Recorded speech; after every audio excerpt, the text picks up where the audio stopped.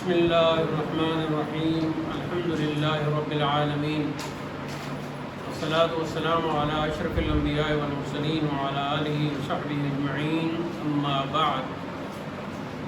درس ہدایت الناف نمبر 7 خطبۃ الکتاب مکمل ہو چکا تھا، اور اس کے بعد مقدمہ کا آغاز. مقدمہ جو ہے، جیسا کہ کل ہم نے پڑھ لیا تھا کہ یہ 3 فصلوں پر مشتمل ہے. اس میں جو پہلی فصل ہے وہ آج ہم پڑھیں گے. خطبہ کے اختتام پر یہ بات ذہن میں رہنی چاہیے کہ خطبہ کی 2 قسمیں ہیں.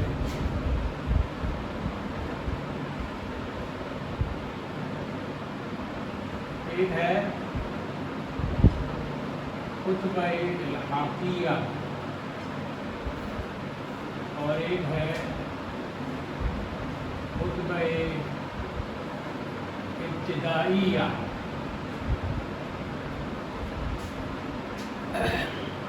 مصنف نے کتاب شروع کی لکھنا تو شروع میں خطبہ لکھا، اور اس خطبہ کے اندر بتایا کہ میں یہ کروں گا تو اس طرح کی میری کتاب ہے اور یہ اور وہ، تو وہ ہوگا خطبہ ابتدائیہ. کتاب اپنے اصل مقصود سے شروع کر کے لکھ دی، مکمل کر دی، تکمیل کے بعد خطبہ لکھا، اسے کہتے ہیں خطبہ الحاقیہ.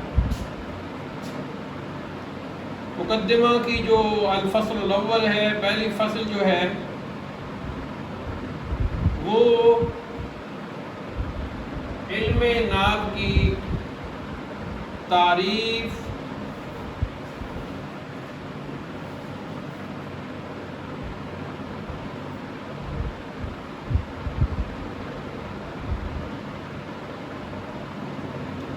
اس کی غرض، اس کا موضوع اس پر مشتمل ہے. تو جیسے حضرت نے ترتیب رکھی ہم اسی طرح ہی کرتے ہیں.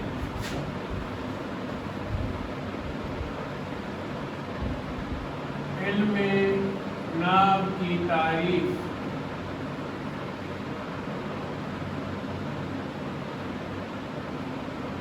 علم نحو کی غرض،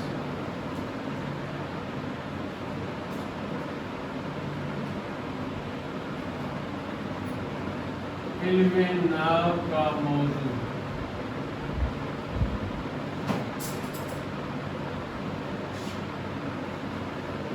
عموماً تعریف بیان کی جاتی ہے، پھر موضوع بیان کیا جاتا ہے، پھر تیسرے نمبر پر غرض بیان کی جاتی ہے. لیکن حضرت نے یہاں دوسرے نمبر پر غرض بیان کی ہے. غرض پنجابی میں تلفظ کا سلسلہ چل جاتا ہے، لیکن عربی، اردو، فارسی میں تلفظ کا اہتمام ضرور کرنا چاہیے. تو یہ لفظ جو ہے نا، غرض نہیں بلکہ غرض. جیسے ایک لفظ ہے مرض، مرض بڑھتا گیا جوں جوں دوا کی. اگر آپ ادھر مرض پڑھیں گی تو پھر مصرع وزن سے خارج ہو جائے گا. تو غرض مرض کی طرح ہے، مرض غرض کی طرح ہے. تو سب سے پہلے پڑھیں گے جی عبارت. فرماتے ہیں فصل. اگر فصل پڑھیں تو ھذا فصل ہوگا، ھذا اس میں چھپا ہوا ہے. تعریف کرتے ہوئے فرماتے ہیں النحو علم بحصول یعرف بها احوال اواخر الکلم الثلاث من حیث الاعراب والبناء وکیفیت ترکیب بعضها مع بعض، والغرض منه صيانة الذهن عن الخطأ اللفظي في كلام العرب، وموضوعه الکلمۃ والکلام.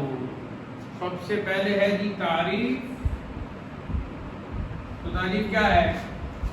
النحو علم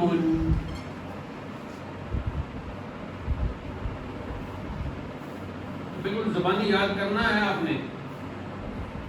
بأصول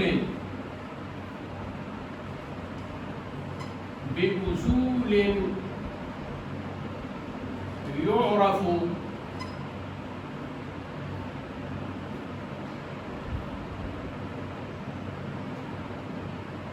بها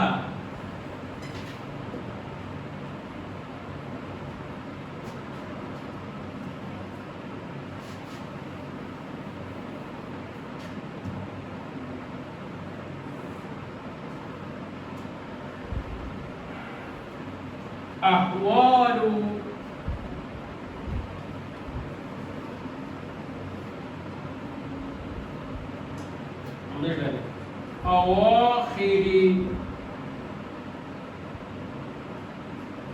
أواخر الكلم الثلاث وما من حيث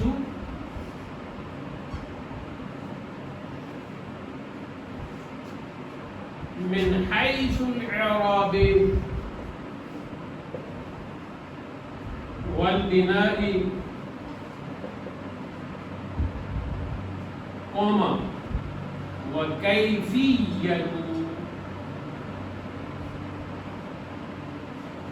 وكيفية تركيب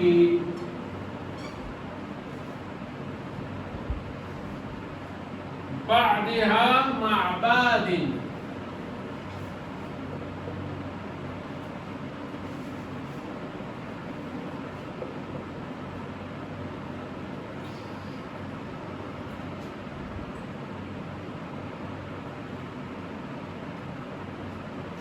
یہ ہے جی تعریف. النحو نحو علم ایک علم ہے. بأصول اصول اصل کی جمع بمعنی قاعدہ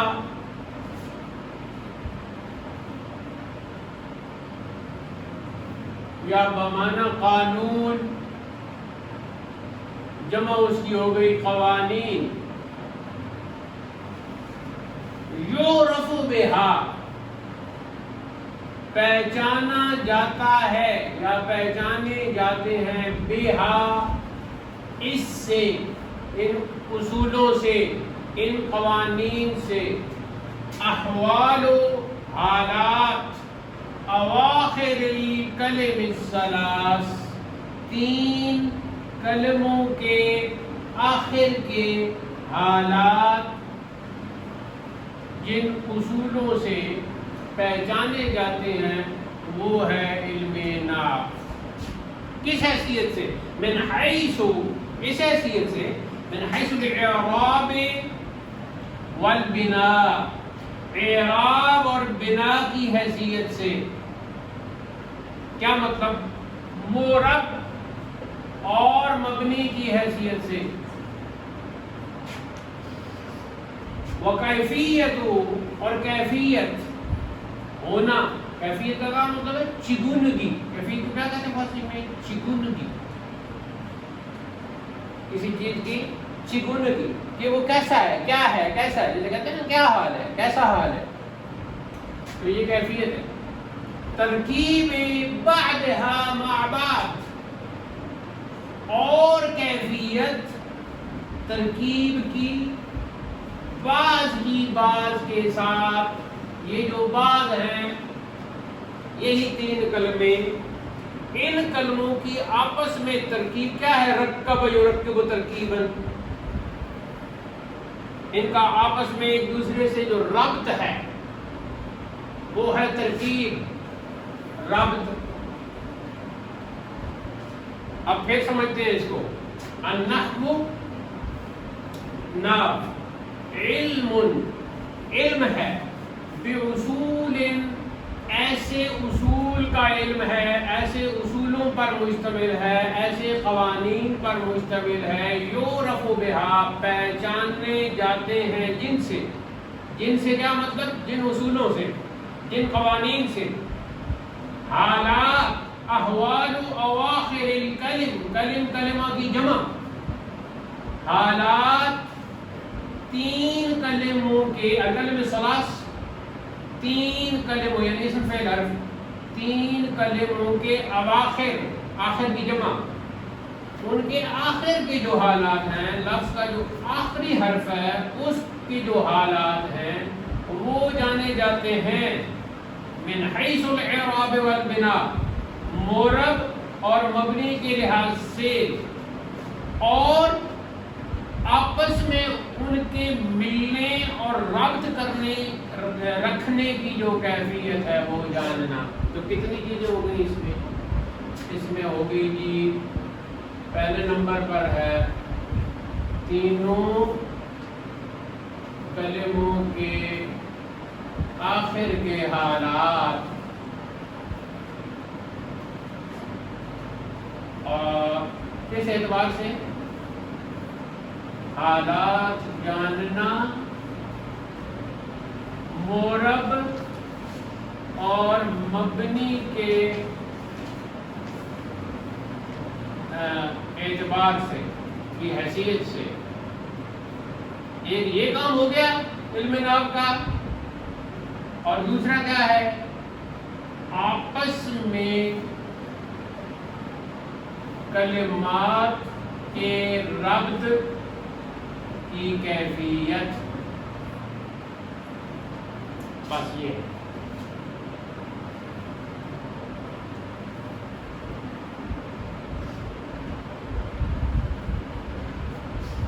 نحو ایک ایسا علم ہے جس کے کچھ اصول اور قوانین ہیں، ان قوانین سے دو کام کیے جاتے ہیں۔ ایک تو یہ کہ تینوں کلموں، اسم فعل حرف، بریکٹ میں لکھی، تینوں کلموں کے آخر کے جو حالات ہیں ان کو جاننا، کس حیثیت سے؟ مورب اور مبنی کی حیثیت سے، کہ وہ کلمہ اپنے آخری حرف کے اعتبار سے مورب ہے یا مبنی ہے، ایک یہ پتہ لگانا، اور ایک یہ پتہ لگانا کہ یہ تینوں کلمات آپس میں جب ملتے ہیں، ادھر فعل ہے، ادھر اسم ہے، کہیں حرف ہے، کہ جب آپس میں ملتے ہیں تو آپس میں ان کے ملنے کی ربط کی کیفیت کیا ہوتی ہے، چگونگی، وہ معلوم کرنی ہے۔ پتہ چل گیا تعریف سے؟ اب آپ کو پتہ چلا ہے کہ علم منطق یہاں کیسے گھسا ہے۔ یہ ہے، یہ علوم آپس میں اس طرح جڑے ہوئی ہیں۔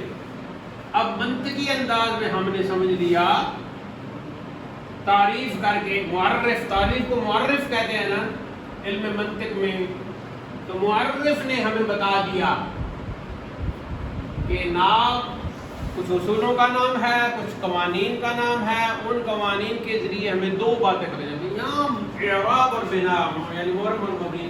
تو ہمارے حضرت جو ہمیں شعر ایک یاد کرواتے تھے، وہ شعر ہے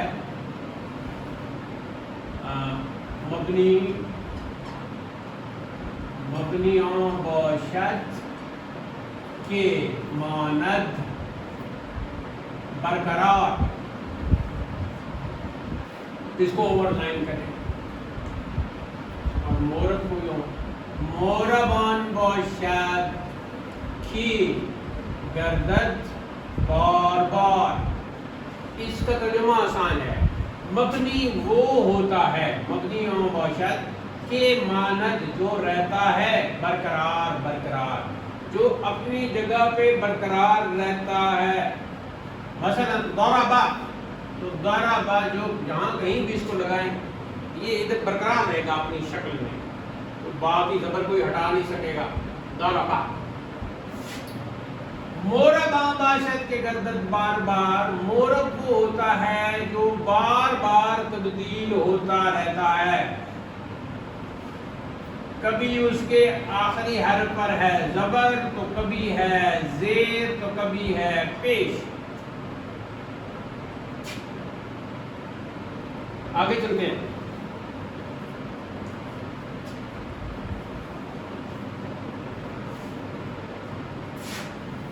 والغرض منه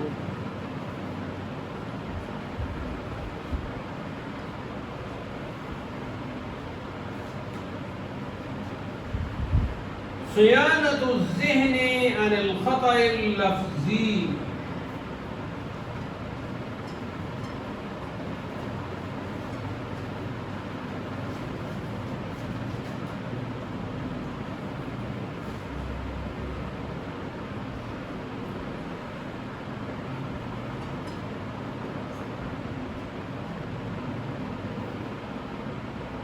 في كلام العربي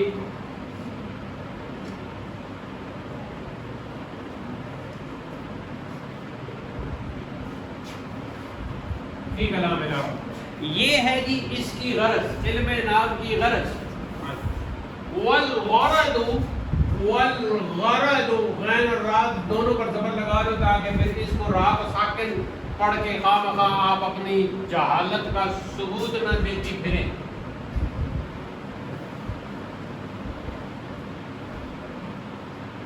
والغرض منہ کی ضمیر کدھر جا رہی ہے؟ ان نحو کی طرف، اس علم کی طرف.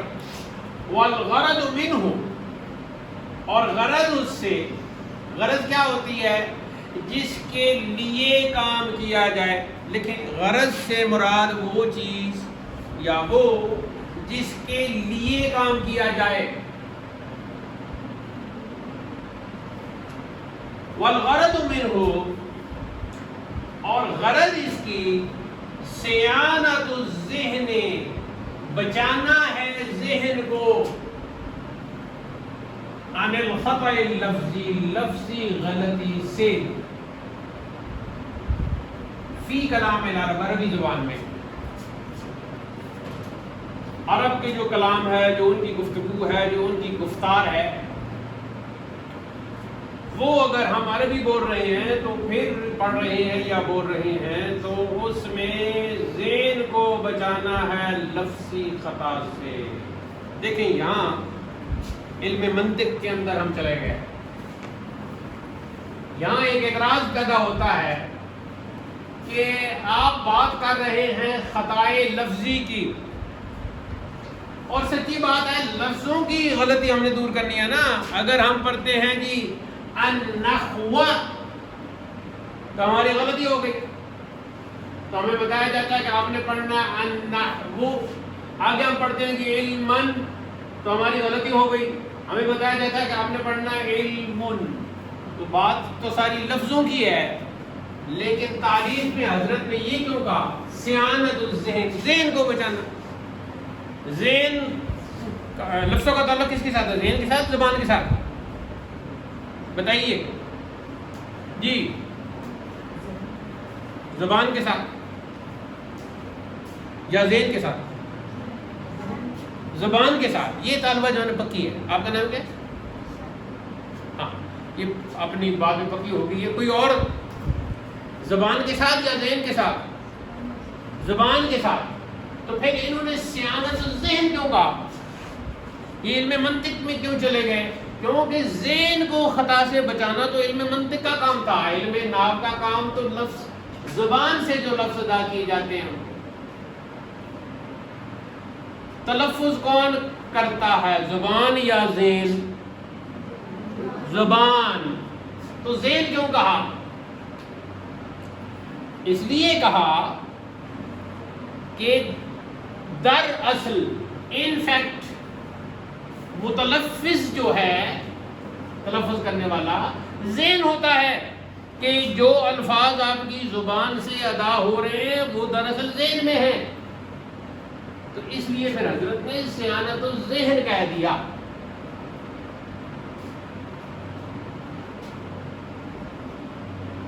اور غرض اس سے بچانا ہے ذہن کو لفظی غلطی سے، یعنی الخطأ اللفظی. فی کلام العرب، عربی زبان میں، عرب کے کلام میں، عرب کی گفتگو میں، عرب کے شعر میں، عرب کی نثر میں. تو اگر علم نحو پڑھنے کے بعد خطائے لفظی سے ذہن محفوظ نہیں ہوتا اور آپ کی زبان پر غلط الفاظ جاری ہوتے ہیں تو پھر علم نحو کا مقصد پورا نہیں ہوتا۔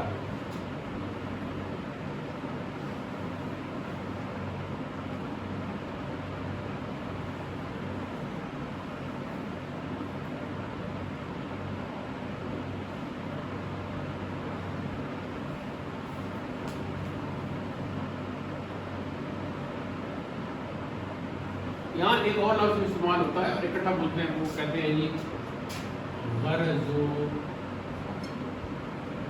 غایت۔ تو جس مقصد کے لیے کام کیا جائے وہ تو ہو گیا غرض، اور وہ مقصد جب پورا ہو جائے تو اسے کہتے ہیں غایت۔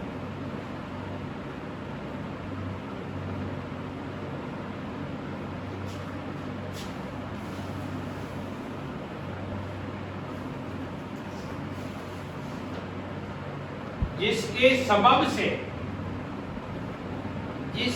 سبب سے کوئی فعل کیا جائے، یعنی فاعل جو ہے کام کرنے والا، جس کے سبب سے، جس کی وجہ سے کوئی کام کرے وہ ہے غرض۔ اور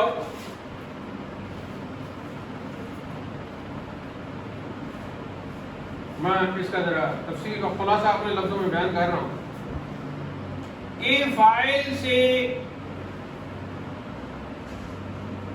جس سبب سے فاعل سے فعل کا صدور ہو،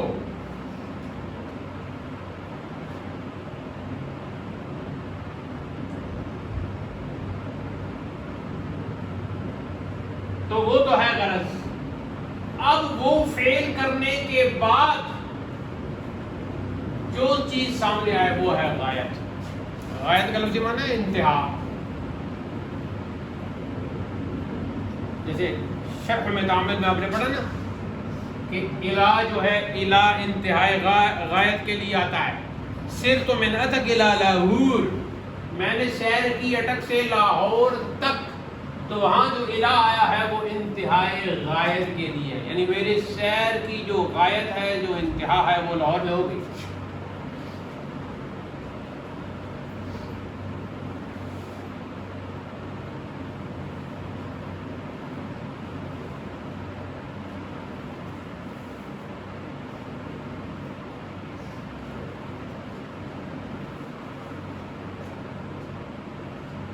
یوں سمجھ لیں کہ پانی جب آپ حاصل کرنا چاہتی ہیں تو ٹونٹی کھولتی ہیں، تو ٹونٹی سے پانی آتا ہے، لیکن اصل میں کہاں ہے؟ ٹینکی میں ہے۔ اصل میں پانی کہاں ہے؟ ٹینکی میں ہے، اور یہاں ٹونٹی سے نکل رہا ہے۔ ایسے ہی اصل غلطی ذہن میں ہوتی ہے اور زبان سے وہ ظاہر ہو رہی ہوتی ہے۔ اصل لفظ بھی وہ ذہن میں ہوتا ہے، زبان سے وہ ظاہر ہو رہا ہوتا ہے، اس لیے صیانت اللسان نہیں کہا۔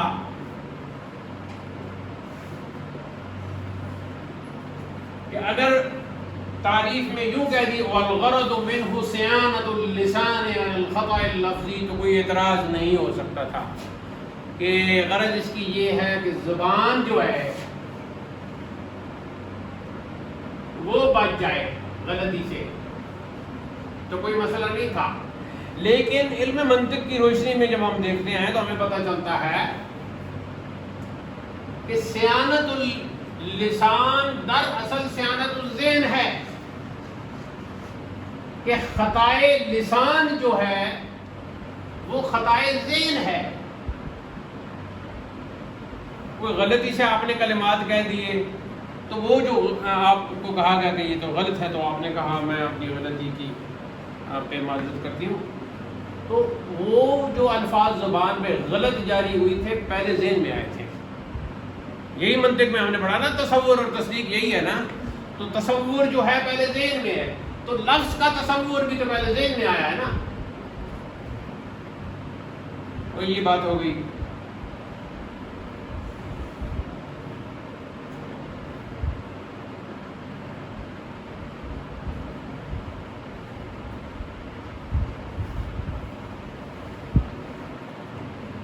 اور یوں بھی کہہ سکتے ہیں سیانتو آلت الذہن، یہاں لفظ آلہ چھپا ہوا ہے، ادھر جو ہے لفظ آلہ چھپا ہوا ہے، تو اب عبارت بن جائے گی سیانتو آلت الذہن، ذہن کے آلے کو بچانا ہے، اور وہ کون سا ہے؟ وہی ہے اللسان، اور ذہن کا جو آلہ ہے وہ زبان ہے۔ تو پھر اب اعتراض رفع ہو گیا، ختم ہو گیا۔ حضرت مصنف نے جو فرمایا کہ ذہن کو بچانا ہے خطا لفظی سے، تو مقصد ان کا یہ ہے کہ لفظ بھی ذہن میں ہی ہوتا ہے، اصل بول ذہن ہی رہا ہوتا ہے، لیکن اس کے بولنے کا جو آلہ ہے وہ لسان ہے، وہ زبان ہے، تو اس لیے پھر ظاہری طور پر لسان کا لفظ استعمال آپ کر سکتے ہو، لیکن حقیقت میں چونکہ ذہن ہے تو اس لیے پھر فرمایا والغرض منه صيانة الذهن عن الخطأ اللفظي في كلام العرب۔ اب آتے ہیں جی تیسری چیز، اور وہ کیا ہے؟ موضوع۔ فرمایا وموضوعه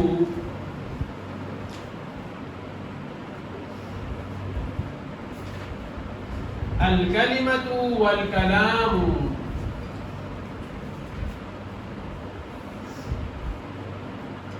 اب کلمہ تو آپ نے پڑھ لیا ہے، اور موضوع اس کا، کس کا؟ اس کا، النحو، اس علم کا موضوع کلمہ اور کلام ہے۔ اب یہاں پہلی بات جو سمجھنے کی ہے وہ یہ ہے کہ کلمہ تو ہم پڑھ چکے ہیں نا، کلمۃ پڑھ چکے ہیں کہ کلمہ جو ہے وہ اسم ہے، کلمہ جو ہے وہ فعل ہے، اور کلمہ جو ہے وہ حرف ہے۔ تو اگر کلمہ موضوع ہے علم نحو کا تو پھر کلام نہیں ہو سکتا، اور اگر کلام موضوع ہے علم نحو کا تو پھر کلمہ نہیں ہو سکتا۔ دیکھیں علم طب ہے نا، جسے لوکل لینگویج میں عوامی زبان پہ حکمت کہا جاتا ہے، حالانکہ حکمت جو ہے وہ فلسفی کو کہتے ہیں، علم طب۔ تو علم طب کا موضوع کیا ہے؟ بدن انسانی۔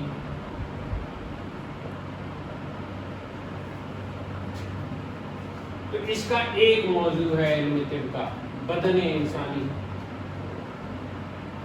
اور موضوع علم کا ایک ہی ہونا چاہیے، لیکن یہاں دو موضوع ہیں، پہلا الکلمہ، دوسرا الکلام۔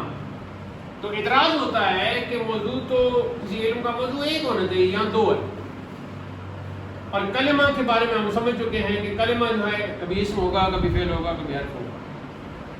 کلام کیا ہے؟ انہی کلمات سے مل کر بننے والا بامعنی مجموعہ، کلمات کا بامعنی مجموعہ، جس میں کم سے کم 2 کلمے تو ہوں،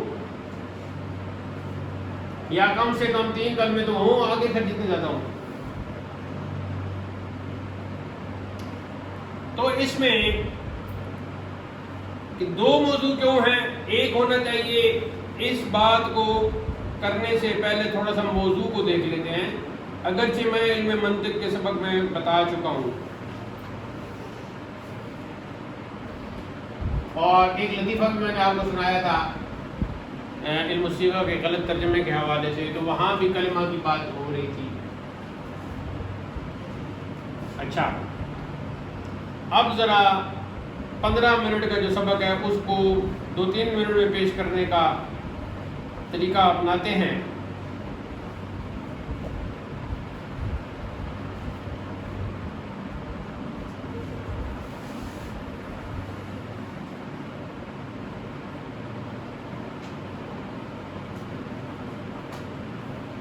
اصل میں کیا ہے؟ کلمہ کیا ہے؟ لفظ ہے نا، کیونکہ جب تعریف نے کہا عن الخطأ اللفظی تو لفظ ہو گیا، لیکن لفظ تو ہے بطور جنس۔ اب ہم علم منطق میں چلے گئے تو اس کے نیچے پھر جو ہے وہ اسم بھی ہے، فعل بھی ہے، حرف بھی ہے، بلکہ اس سے پہلے کلمہ جو ہے، لفظ جو ہے وہ موضوع ہے، مومل ہے. مومل ہماری مراد نہیں ہوگی، موضوع مراد ہوگی. بامانہ جو ہے، پھر جو موضوع بامانہ ہے اس میں پھر اسم ہے، فعل ہے، حرف ہے، پھر آگے جا کے مرکبات ہیں، کیونکہ وہ بھی سارے کلمہ کے ضمن میں آئیں گے نا. چاہے یعنی مرکب غیر مفید جتنے بھی ہوں گے، چاہے اضافی ہو، توصیفی ہو، بنائی ہو، عددی ہو، کچھ بھی، وہ سارے اس میں آئیں گے. کلام تو تب بنے گا کہ جب بنے گا، تو اس سے پہلے تو ساری قسمیں جو ہیں وہ کلمہ کے گرد ہی گھوم رہی ہیں.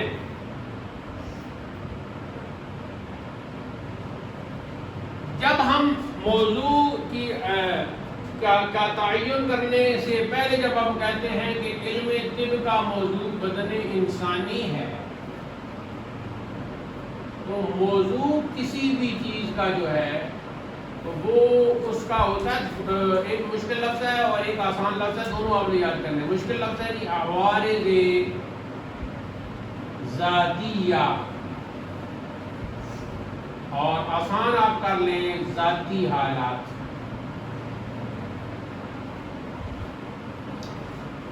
کسی چیز کے جب آپ عوارض ذاتیہ سے بات کرتی ہیں، عوارض ذاتیہ کے متعلق بات کرتی ہیں، یعنی ذاتی حالات کے متعلق بات کرتی ہیں، تو وہ ہوتا ہے موضوع، اس چیز کا موضوع.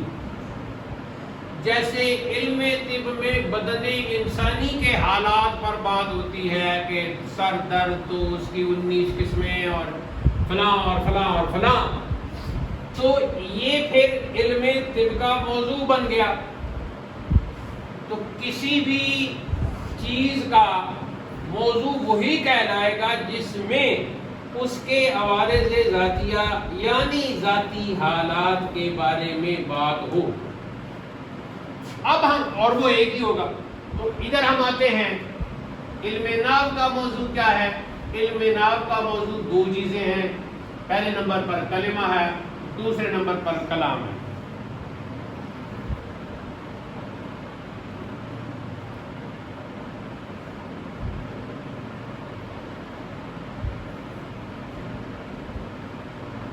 پھر ایک اور یہاں یہ بات ہوگی کہ مصنف ایسے بھی کہہ سکتے تھے وہ موضوع الکلام والکلمۃ، ایسے بھی کہہ سکتے تھے، لیکن کلمہ کو کیا مقدم اور کلام کو کیا مؤخر.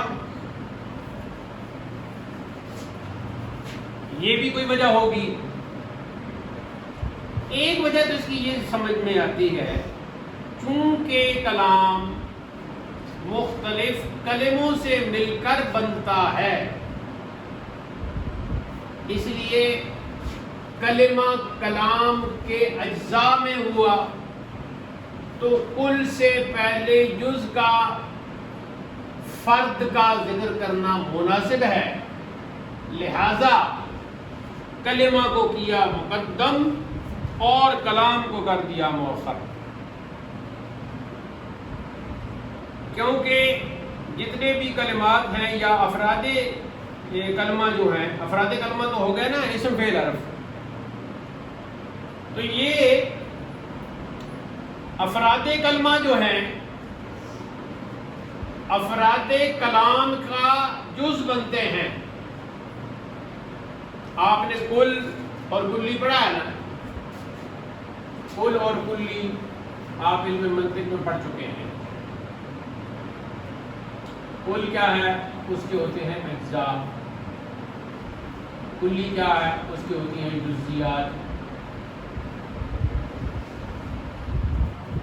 تو اب افراد کلمہ اسم ہے، فعل ہے، حرف ہے.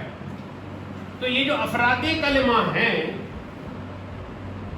یہ کلام کے جزیات میں شامل ہے، اور وہ بھی افراد کلام کے. اور مفہوم کلمہ مفہوم کلام کا اس اعتبار سے ایک جز ہوتا ہے، ایک پارٹ ہوتا ہے.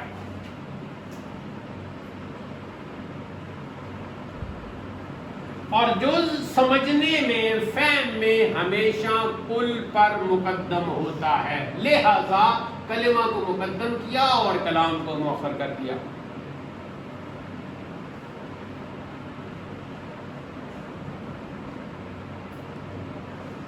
تو اب ثابت ہو گیا کہ کلمہ چونکہ کلام کا جز ہے اور جز مقدم ہوتا ہے کل پر، تو اس اعتبار سے کلمہ کو مقدم کر دیا۔ سمجھ میں بات آ جائے تو سبحان اللہ لکھو، آ جائے گی، آگے آ جائے گی، نہ آئے تو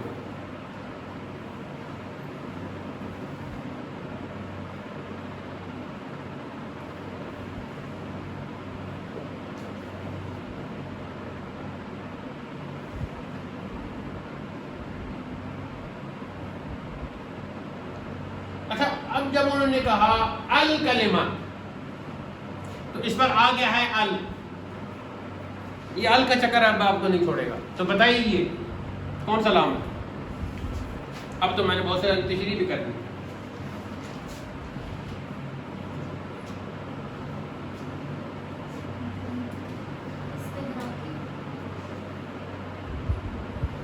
نہیں، اس میں تو پھر معاملات بھی آ جائیں گے۔ اس کو سوچیں، آگے بڑھتے ہیں۔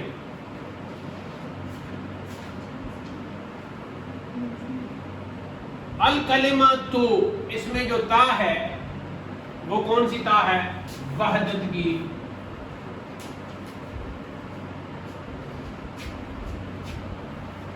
مراد کیا ہو گیا؟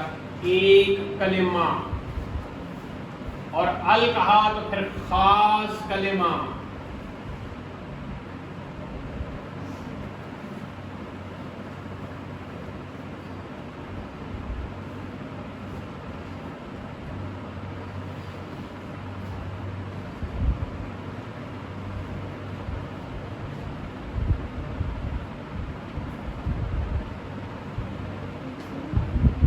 اگر وحدت کی مان لیں تو پھر اس کو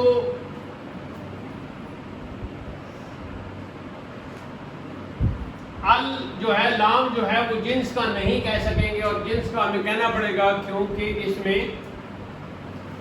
ایز اے ہول جب ہم بول رہے ہیں تو پھر جنس کا بنے گا، تو پھر اسم بھی آ رہا ہے، فعل بھی آ رہا ہے، حرف بھی آ رہا ہے، تو اس طرح لام جنس کا اور تا وحدت کی، وہ تانیث کی یا وحدت کی کٹھی نہیں ہو سکتی، تو پھر اس کو تانیث کی ماننا پڑے گا۔ اور اگر وحدت مان لیں تو وحدت کی پھر 4 قسمیں ہیں۔ میرے خیال میں شاید درس ہدایت الناب میں ہم ان مباحث کو ملتوی کر دیتے ہیں، کسی اور میں، الکافیہ میں رکھ دیتے ہیں یا شرح الجامی ان میں رکھ دیتے ہیں، اور اس کو رہنے دیتے ہیں، شاید آپ کے ذہن سے یہ بات بہت بلند ہو۔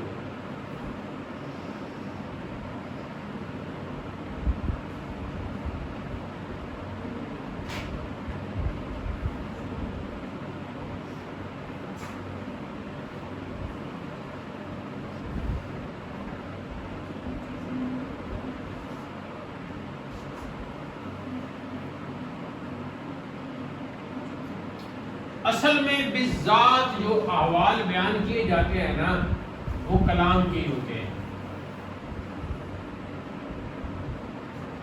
تو بالطبع یعنی فرع کے طور پر، تبعیت میں، تبعیت کیا ہے کہ جب ہم ایک ہے اصالتاً اور ایک ہے طبعاً، فرق کیا ہے کہ جب ہم کہتے ہیں اللہم صلی علی محمد تو اصالتاً ڈائریکٹ حضور پر درود کا ہم کہہ رہے ہیں، لیکن جب ہم کہتے ہیں وعلی آل محمد تو وہاں پھر تبعیت آ جاتی ہے، وہاں طبعاً کہہ رہے ہیں۔ تو اصالتاً درود جو ہے وہ آپ صلی اللہ علیہ وسلم پر ہے، اور طبعاً جو درود ہے وہ پھر آل پر ہے۔ تو کلام جو ہے وہ بالذات وہ اصالتاً مطلوب ہے، اور کلمہ طبعاً مطلوب ہے اس کے تابع کے طور پر۔ تو اس اعتبار سے اگر دیکھا جائے تو اصل موضوع کلام ہی ہے۔ اب جب ہم یہ کہتے ہیں اصل موضوع کلام ہی ہے اور کلمہ کو اس کو تابع مانتے ہیں تو پھر دونوں اعتراضات ختم ہو گئے کہ پہلا اعتراض یہ تھا کہ کسی کا بھی موضوع ایک ہوتا تو یہاں دو کیوں ہے، تو جب ہم کلمہ کو تباہ قرار دے رہے ہیں تو پھر اصل موضوع ہمارا کلام نکلا اور وہ ایک ہو گیا۔ اور دوسرا یہ ہم کہہ سکتے ہیں کہ بڑا موضوع تو ایک ہی ہوتا ہے لیکن اس کے ضمن میں تبعاً کئی جو ہے نا وہ موضوعات نکل آتے ہیں، جیسے کہیں کہ بڑا موضوع تو علم طب کا بدن انسانی ہی ہے لیکن چھوٹے چھوٹے موضوع، سر کو الگ موضوع بنا لیا، آنکھ کو الگ موضوع بنا لیا، کان کو الگ موضوع بنا لیا، اور آج کل ہے بھی کان کا ڈاکٹر، دانت کا ڈاکٹر، آنکھ کا ڈاکٹر۔ اب میں اینک کا مسئلہ تھا تو پھر ہم آنکھ کے ڈاکٹر کے پاس گئے، تو ایسی اللہ نہ کرے کسی کے کان کا مسئلہ ہو تو وہ کان کے ڈاکٹر کے پاس جائے گا کہ اس کو تخصص حاصل ہے۔ تو اب یہ بھی موضوع، سر بھی موضوع ہو گیا علم طب کا، دماغ، آنکھ بھی موضوع ہو گیا علم طب کا، تو کان، تو اصل موضوع بدن انسانی ہی تھا۔ یہ چونکہ افراد ہیں اس کے تو تبعاً یہ موضوع بن گئے، اصل موضوع بدن انسانی ہے۔ تو اصل موضوع علم ناف کا کلام ہی ہے، لیکن کلام میں کلمہ بطور اس کے پارٹ کے آتا ہے تو پھر تبعاً یہ موضوع بھی بن گیا۔ لہذا دونوں چیزوں کو سامنے رکھتے ہوئے حضرت مصنف نے فرمایا وَمَوْضُوعُ الْكَلِمَةُ وَالْكَلَامُ۔ تو یہ پہلی فصل جو ہے وہ اختتام پذیر ہوئی، ہم پھر پڑھ دیتے ہیں، اور یہ زبانی آپ نے یاد کرنا ہے۔ علم نحو کی تعریف: النحو علم بأصول یعرف بها، یہ بھی اصولی ایسا کرنے کی ضرورت نہیں ہے، ادغام وغیرہ جس طرح کا یہ قرآن کا انداز ہے، عام عربی کا نہیں۔ النحو علم بأصول یعرف بها احوال اواخر الکلم الثلاث من حيث الاعراب والبناء وكيفية تركيب بعضها مع بعض، والغرض منه صيانة الذهن عن الخطأ اللفظي في كلام العرب، وموضوعه الكلمة والكلام۔ اور یہ شعر کی زبانی یاد کرنا ہے: مقدیوں باشد کی مانت برقرار، مورغاں باشد کی گردن بار بار۔ اور یہاں جو نکات بتائے ہیں ان کو بھی ذہن میں بٹھا لینا ہے۔ اب جو دوسری فصل ہے اس میں اسی پر بات شروع ہوگی، پھر انشاءاللہ ہم ال کی بات کریں گے۔ تو اس میں یہ ہے کہ الکافیہ، انہوں نے ترتیب کافیہ پر کتاب مرتب کی ہے، اور کافیہ میں تو ہم 4-4 5 حوالوں سے بات کرتے ہیں، لیکن یہاں ہدایت الناف میں صرف ایک حوالے سے ہم بات کریں گے الکلمہ انشاءاللہ کل، اور پھر آگے چلیں گے۔ اگر الکافیہ پڑھنا ہماری قسمت میں ہوا تو ہم وہاں پہ کئی اس کی ترکیبیں کریں گے اور کئی معنی کریں گے۔ یہاں یہ جو لفظ استعمال ہوا نا ترکیب، ترکیب کیا ہے؟ ترکیب رکب یرکب ترکیب، باب تفعیل ہو گیا۔ تو یہاں یہ ہوگا کہ ایک کلمہ لیا جی، اسم اٹھایا، مثال کے طور پر الکمثرہ،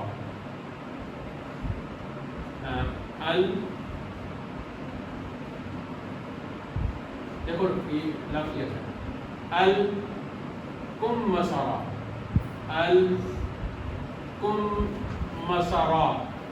یہ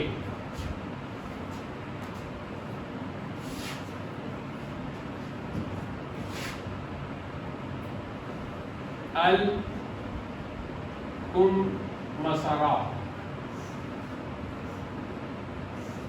کمثرہ، الکمثرہ، یہ کہتے ہیں امرود کو۔ جتنا نرم ہے اسے ہی نام مشکل ہے۔ الکمثرہ، اب ہم نے یہ ہو گیا اسم، اب ہم نے آگے کچھ لگا دیا کہ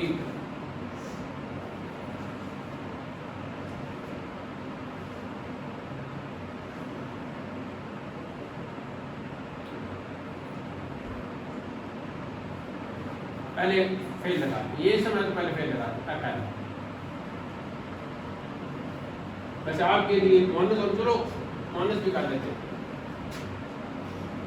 اکل الکمثرا، تو اب یہ ہو گیا جی فعل، یہ اسم ہو گیا اور یہ بنے گا مفعول، مفعول بھی. اور ہمیں ضرورت ہے فاعل کی. کھایا کس نے؟ اکل الکمثرا.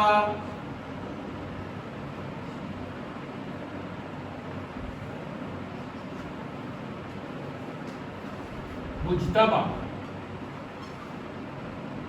ایک الگ، تو یہ بھی اسم ہو گیا اور یہ بن گیا جی فاعل. اب کلام پورا ہو. مجتبی نے کمثرا کھایا، مجتبی نے امرود کھایا. اکل الکمثرا مجتبی. اچھا یہ ایسے تھا کہ مجتبی کا لفظ پڑھنے کے بعد ہمیں اندازہ ہو گیا کہ یہ تو انسان کا نام ہے. اکلا کی طرف ہم نے غور کیا تو ہم کو چل گیا کہ فعل ہے. الکمثرا کا تو ہمیں معنی پتا تھا کہ یہ امرود ہے. اگر ہمیں پتا نہ ہوتا تو کوئی ایسے بھی کر سکتا تھا کہ اکل الکمثرا مجتبی، اکل فعل، الکمثرا فاعل اور مجتبی مفعول بھی. کمثرا نے مجتبی کو کھایا اور کمثرا کا معنی نہیں پتا تو انہوں نے کچھ غور کیا کہ بڑا عجیب سا لفظ ہے، ہو سکتا ہے کوئی بھیڑیے کی طرح کوئی جانواری ہو، تو وہ جو جانور ہے اس نے مجتبی کو کھایا. لیکن الکمثرا کا ہمیں پتا تھا کہ اس کا معنی امرود ہے، تو فوراً ہم سمجھ گئے کہ یہ تو مفعول بھی بنے گا پکا اس فعل کا. تو اب فاعل تلاش کرنا ہے تو وہ ظاہر ہے کہ مجتبی ہی ہو سکتا ہے کیونکہ یہاں جملے میں وہی ہے. تو پھر ہم نے کہا کہ مجتبی نے کمثرا کھایا. یہ جو ہمیں پتہ چلا ہے نا کہ یہ فعل ہے، یہ مفعول بھی ہے اور یہ فاعل ہے، یہ ایک مثال. اب ایک دوسری مثال جو ہے وہ مذکر کے بجائے ہم مؤنث کی بنا لیتے ہیں. تو ہم کہتے ہیں ضربت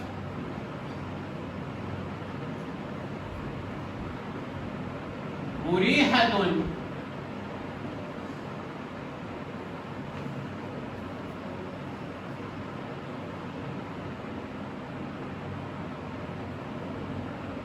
ضربت مریحۃ سبیحۃ.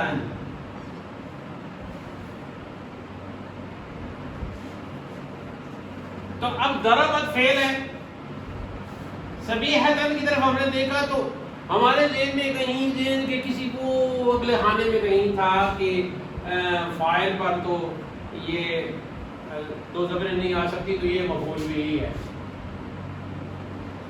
تو چلو پھر مریحۃ فاعل ہے. تو اب ہم نے کہا مریحہ ضربت فعل کا ہمیں پتہ لگا مارنا ہے، تو ہم نے کہا مریحہ نے مارا سبیحہ کو. ضربت مریحۃ سبیحۃ. یہاں کیا ہوا؟ یہاں صرف اتنا تھا کہ ہمیں مریحہ سبیحہ کا پتا تھا کہ یہ انسانی نام ہے، اور پھر بولنے والے نے جب کلام بولا تو اس نے مریحۃن اور سبیحۃن پڑھا تو ہمیں فوراً پتہ چل گیا. تو ہمیں یہ تو فعل تھا تو فعل فاعل اور مفعول کا ہمیں پتہ چل گیا. ادھر ہمارے لیے خطرہ تھا، لیکن ادھر ہم سوچ ہی رہے تھے کہ الکمثرا کو فاعل بنائیں، تو پھر کسی نے بتا دیا کہ الکمثرا تو امرود کو کہتے ہیں. تو پھر ہمیں پتہ چل گیا کہ مجتبی اس کا فاعل ہے. یہ دونوں مثالوں کے بعد اب آپ کو یہ بات سمجھ آ جانی چاہیے کہ ترکیب تب سمجھ آئے گی جب دو باتیں ہوں.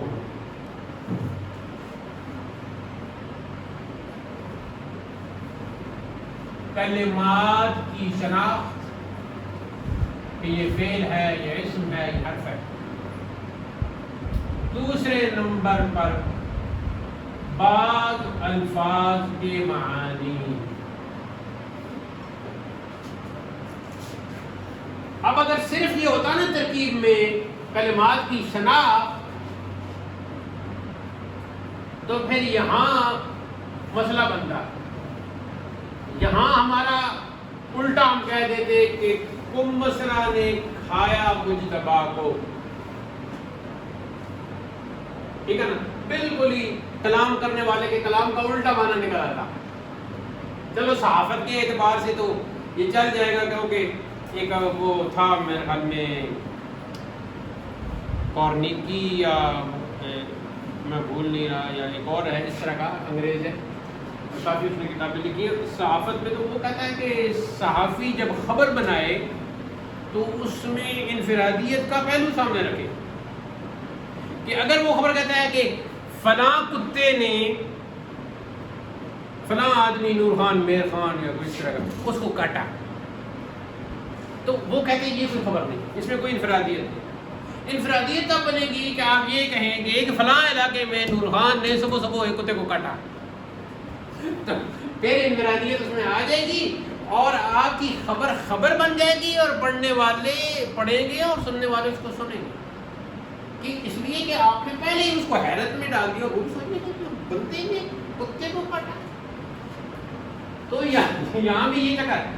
تو اب جب پہلے ہی آپ کو بتا دیے گا کم مسئلہ کا معنی امرود ہے، تو اب آپ کو ترکیب میں ہو گئی آسانی۔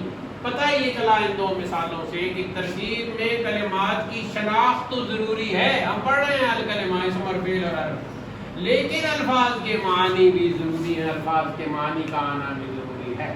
جب کلمات کی شناخت ہو جائے اور الفاظ کے معنی بھی آ جائیں تو پھر ترکیب جو ہے بعض کلمات کے ساتھ وہ سمجھ میں آ جاتی ہے۔ اس لیے ہماری کتابوں میں یہ طریقہ کار بھی رکھا گیا ہے کہ ہم مشق بھی کرواتے ہیں اور سلسلے الفاظ نیا پہلے سکھاتے ہیں، تو اس میں پھر کوئی دقت نہیں رہتی۔ تو اور بھی بہت سی باتیں ہیں میں کر سکتا ہوں، لیکن شاید ہدایت الناس کی طالبات کے لیے اتنا کافی ہے۔ اللہ تعالی ہمیں علم نافع عطا کرے اور اس کے ماں بعد حسن عمل کی ہمت افزانی کرے۔ وآخر دعوانا الحمدللہ رب العالمین۔